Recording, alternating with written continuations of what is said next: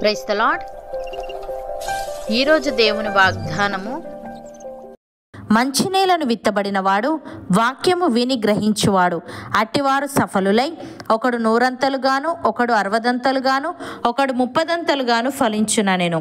మత్తయి సువార్త 13వ అధ్యాయము 23వ వచనము. సహోదరి సహోదరులారా, ఈ వాక్యం విత్తువాని గూర్చిన ఉపమానంలోని ఒక భాగం. ఇది యేసయ్య చెప్పిన అత్యంత ప్రసిద్ధమైన ఉపమానాలలో ఒకటి. ఈ ఉపమానంలో యేసయ్య దేవుని రాజ్య సందేశానికి ప్రజలు ఎలా ప్రతిస్పందిస్తారో వివరించడానికి వివిధ రకాల నేలల గురించి తెలియజేశాడు. ఇందులో మంచి నేలను విత్తబడినవాడు వాక్యము విని గ్రహించువాడని, అట్టివారు సఫలులై ఒకడు 100 ఒకడు 60 ఒకడు 30 ఫలించునని చెప్పాడు.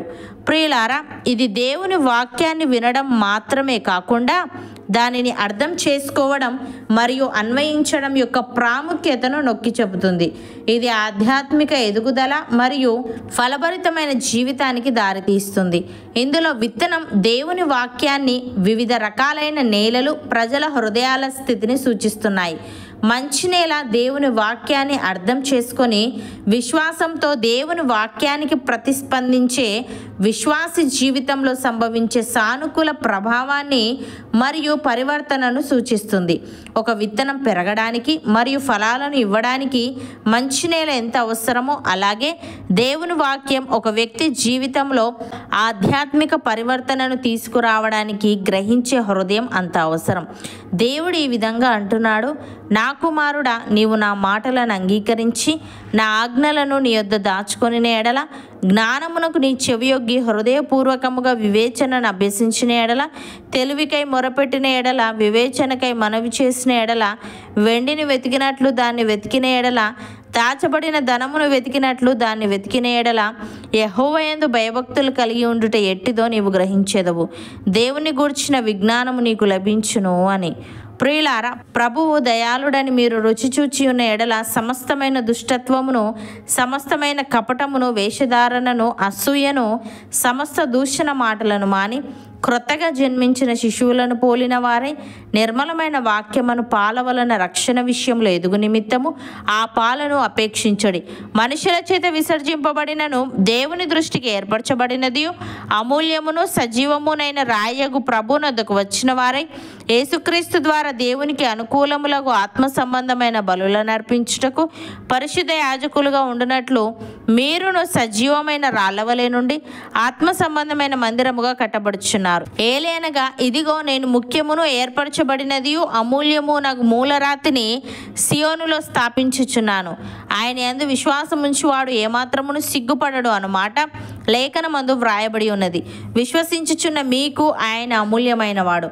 విశ్వసింపని వారికైతే ఇల్లు కట్టువారు ఏ రాతిని నిషేధించిరో అదే మూలకు తలరాయి ఆయను, మరియు అది అడ్డురాయు అడ్డుబండయు ఆయను.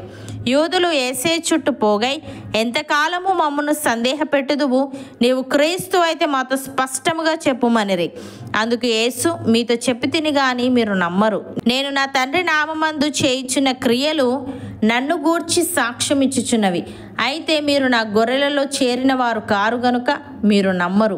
నా గొర్రెలు నా స్వరము వినును, నేను వాటిని ఎరుగుదును, అవి నన్ను వెంబడించును.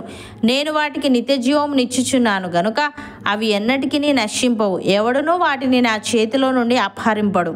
వాటిని నాకు ఇచ్చిన నా తండ్రి అందరికంటే గొప్పవాడు గనుక నా తండ్రి చేతిలో నుండి ఎవడునూ వాటిని అపహరింపలేడు. నేనును తండ్రియును ఏకమై ఉన్నామని వారితో చెప్పాను. సహోదరి సహోదరులారా, దేవుని మూలముగా పుట్టి ఉన్న వాడెవడునూ పాపము చేయడని ఎరుగుదుము. దేవుని మూలముగా పుట్టినవాడు తను భద్రము చేసుకొనును గనుక దుష్టుడు వాణ్ణి ముట్టడు. మనము దేవుని సంబంధులమనియు లోకమంతయు దుష్టుని యందు ఉన్నదనియు ఎరుగుదుము. మనము సత్యవంతుడైన వానిని ఎరగవలనని దేవుని కుమారుడు వచ్చి మనకు వివేకం అనుగ్రహించి ఉన్నాడని ఎరుగుదుము. మనము దేవుని కుమారుడైన యేసుక్రీస్తు నందున్న వారమై సత్యవంతుని యందున్నాము. ఆయనే నిజమైన దేవుడును నిత్య జీవమునై ఉన్నాడు.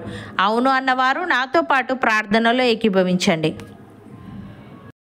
పరిశుద్ధుడా, ప్రేమగల తండ్రి, మంచినేలను విత్తబడిన వాడు వాక్యము విని గ్రహించువాడని, అట్టివారు సఫలులై ఒకడు 100 ఒకడు 60 ఒకడు 30 ఫలించునని తెలియజేశావు.